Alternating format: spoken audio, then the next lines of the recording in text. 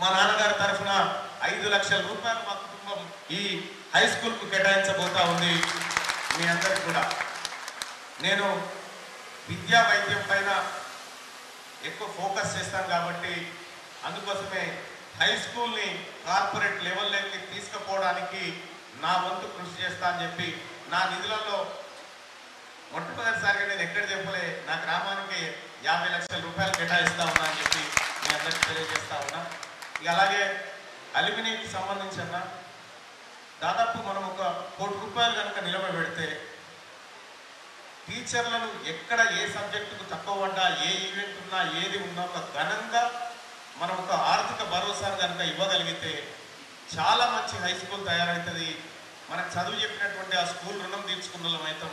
తప్పకుండా భవిష్యత్ తరాలకు మంచిగా ఉంటుంది అని చెప్పి మీ అందరికీ రిక్వెస్ట్ చేస్తూ మీ ఇద్దరు కలిసి ఆలోచన చేయండి అన్న.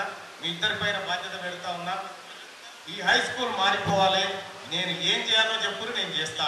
ఖచ్చితంగా దానికోసం ముందుకు పోతానని చెప్పి మీ అందరికీ తెలియజేస్తా ఉన్నా.